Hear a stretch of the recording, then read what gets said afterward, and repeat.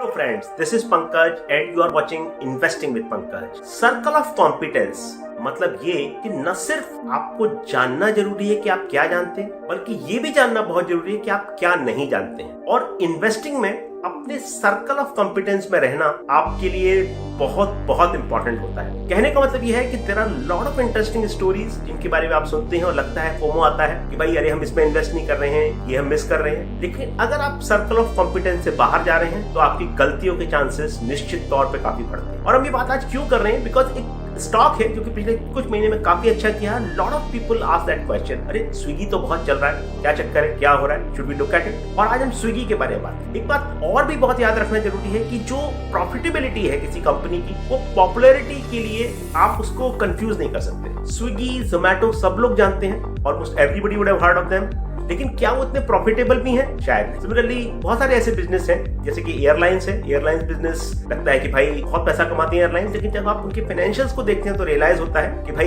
Airlines बहुत difficult business. तो ये शुरुआत करते हैं स्विगी के बारे में। एक बहुत इंपॉर्टेंट चीज जो हम यहाँ पे आपके साथ शेयर करेंगे वो ये कि इन्वेस्टर जब कभी फंडामेंटल से हटके, फाइनेंशियल से हटके स्टोरीज में इन्वेस्ट करने लगते हैं, उनको याद रखना बहुत जरूरी है कि उन्हें एग्जिट कब करना है। अगर आप किसी फंडामेंटल्स या फाइनेंशियल्स के एनालिसिस के ऊपर किसी स्टॉक में इन्वेस्ट कर रहे हैं तो डेफिनेटली आप देख सकते हैं कि भाई ठीक है, स्टॉक 10% 20% डाउन है, लेकिन मैं फिर भी कंटिन्यू करता हूं, शायद my investment thesis is robust. लेकिन जब आप स्टोरीज में इन्वेस्ट कर रहे हैं तो आपको एग्जिट करने का प्लान जरूर होना चाहिए। चक्रव्यूह में घुसना बहुत आसान होता है, लेकिन चक्रव्यूह से बाहर निकलना is a trick, is an art. And अगर आपको महाभारत की अभिमन्यु की स्टोरी याद है तो I think that's a very important lesson for investors थे। अब एक बात और भी होती है, कभी कभी आपका स्टॉक अच्छा चलता है तो आपको लगता है कि भाई ये तो चलेगा ही, लेकिन एक बात और भी है कि जब बहुत तेजी से सेंटिमेंट चेंज होता है किसी स्टॉक के बारे में तो शायद आपको मौका भी नहीं मिलता कि आप उसको एग्जिट करें। और एक चीज जो सबसे इंपॉर्टेंट याद रखना जरूरी है कि भाई कोई स्टॉक आपने 100 रुपए पे खरीदा और आज वो 200 रुपए पे है, तो आप बोलेंगे यार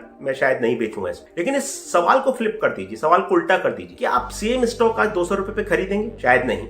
और अगर आप 200 रुपए पे नहीं खरीदेंगे तो मतलब ये कि आप शायद इसको बेच दें तो आप बेटर ऑफ हो। ये सब सवाल जो है बहुत जरूरी है, एक सिनेरियो एनालिसिस करना, किसी भी चीज को देखना।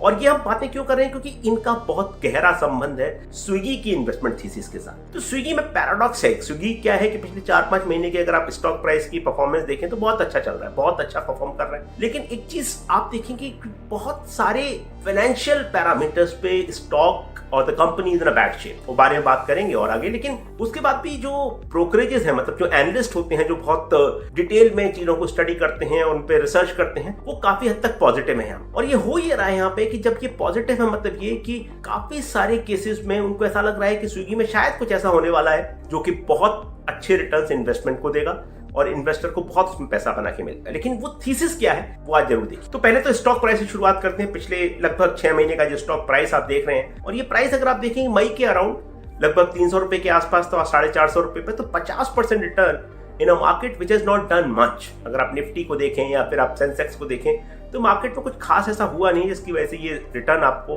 50% ऐसा लगे कि भाई हाँ ठीक है आ गया होगा। लेकिन 50% का रिटर्न आना इज एन अमेजिंग परफॉर्मेंस। इसके बाद एक और चीज देखें, सिर्फ 6 महीने का आप समय मत देखिए, आप पूरा स्टॉक प्राइस चार्ट उठा के देखिए।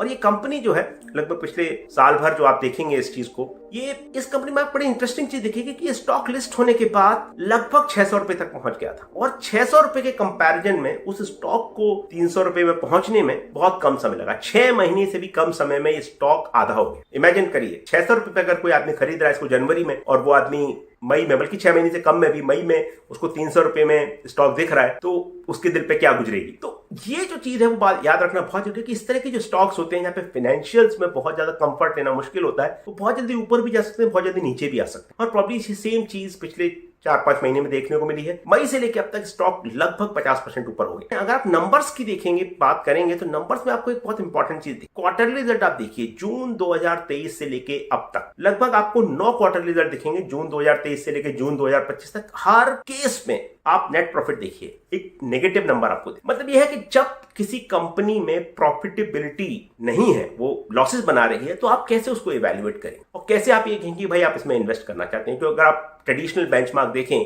प्राइस टू अर्निंग देखें या कोई भी वैल्यूएशन देखें, तो वो आपके लिए बहुत मुश्किल होगा। You are not a VC investor, आप वेंचर फंडिंग नहीं कर रहे हैं, आप स्टॉक मार्केट में इन्वेस्ट कर रहे हैं। तो ये सोच के कि भाई कंपनी अगले 5 साल में कहां पहुंचेगी, 10 साल में क्या करेगी, वो एक आपके लिए फैसला लेना बहुत मुश्किल काम है। अगर आप एक चीज और देखें कि ये पूरा स्पेस, ये जो आप स्क्रीन पे देख रहे हैं, ये कंपैरिजन है स्क्रीनर से हमने लिया है, और ज्यादातर कंपनीज आपको कहते हैं कि जोमेटो को देखिए लगभग 900 और 1000 का पी, और भी बहुत सारी कंपनियां लॉस मेकिंग है। पी आपको दिखेगा ही नहीं उस कॉलम में। अगर आप पी कॉलम, जो तीसरा नंबर का कॉलम है, आप देखें पी में आपको ब्लैंक दिखेगा, मतलब क्या कि कंपनी लॉस बना रही है। अब लॉस बना रही है तो पी के कोई मायने ही नहीं है, पी रेलेवेंट ही नहीं है। और एक कंपैरिजन देखें इसके साथ कि जोमेटो जो उनका सबसे क्लोजेस्ट कॉम्पिटिटर या क्लोजेस्ट कंपेरेबल कहा जाएगा, जोमेटो का जो स्टॉक जो है कि 200 रुपए के आसपास हुआ करता था मई में, और ये स्टॉक मतलब अप्रैल में जब 200, 210, 220 के आसपास, अप्रैल मई से लेके आज ये स्टॉक 60% के आसपास ऊपर है। तो भाई पूरा स्पेस ही चल गया, जोमेटो चल गया, स्विगी चल गया, सब कुछ चल गया। तो सिर्फ स्विगी को क्रेडिट देना ठीक नहीं है, जोमेटो भी चला है भाई।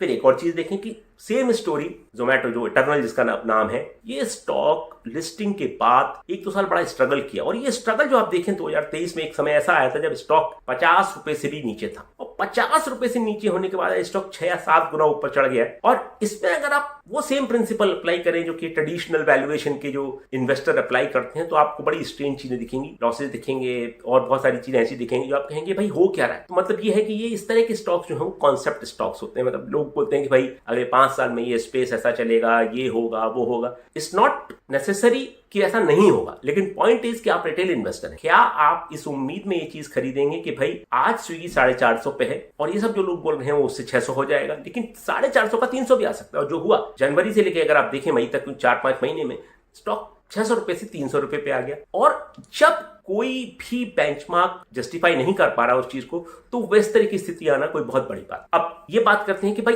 एनालिस्ट क्या बोल रहे हैं। जो स्ट्रीट है 27 लोग इसको कवर करते हैं और 22 लोग इसको बाय बोल रहे हैं। सिर्फ 2 लोग ऐसे हैं जो बोलते हैं कि भाई नेगेटिव है, लेकिन 22 मतलब 75% लोग, 75% लोग बोलते हैं कि स्टॉक बाय है। और सबसे कॉमन थीसिस क्या है? सबसे कॉमन थीसिस ये है कि भाई जो बाकी सब चीजें हैं वो हैं अपनी जगह पे, लेकिन सबसे बड़ा पैरामीटर जो यूज किया जा रहा है वो ये है जस्टिफाई करने के लिए कि भाई इस कंपनी के पास इतना फंडिंग है कि भाई ये सर्वाइव करेगी। अब पॉइंट है इसकी सर्वाइव करेगी और फंडिंग है, लेकिन बाकी सब चीजें अगर आप देखें कि भाई कैपिटल का एडवांटेज, फंडिंग का होना, सर्वाइवल की सर्टेनिटी, ये सब चीजों का इस बात से तो लेना देना है कंपनी जिएगी या मरेगी, लेकिन इस बात का लेना देना कि स्टॉक कितना करेगा, क्या करेगा, शायद उतना लेना देना नहीं है। इसलिए बहुत केयरफुल रहने। अब रिटेल इन्वेस्टर के दिमाग में क्या ख्याल आता है? भाई ये सब आर्ग्यूमेंट दोनों साइड से कंपेलिंग है, भाई स्टॉक तो चल रहा है और दूसरी साइड ये है कि भाई लॉसेस भी हैं, अब क्या किया जाए। वैल्यूएशन का चैलेंज है क्योंकि प्राइस टू अर्निंग या बाकी कोई फंडामेंटल मैट्रिक्स आप यूज कर नहीं सकते, और फंडिंग की डिपेंडेंसी आपको दिख रही है यहाँ पे कि मतलब लाइक इस कंपनी को कंटिन्यूअसली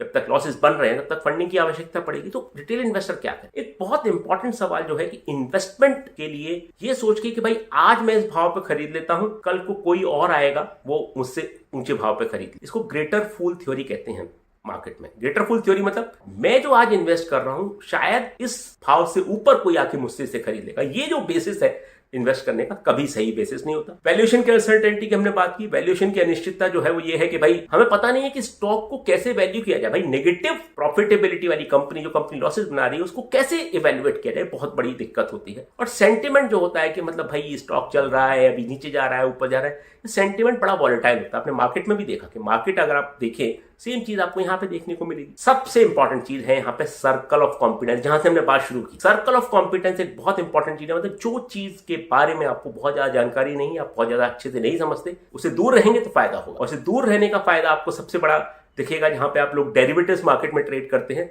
आप देखिए बहुत सारे लोग, 90% से ज्यादा लोग, सभी का डाटा है, लॉसेस बनाते हैं। तो सर्कल ऑफ कॉम्पिटेंस को समझना, आप क्या नहीं जानते हैं इसको जानना और अपने हद में रहना बहुत जरूरी। Thank you so much. कहने का मतलब ये कि bad idea to buy stock hoping that somebody else will buy, ये ग्रेटर फूल थ्योरी है। Thank you so much. Will meet you soon on a different topic. Once again thank you.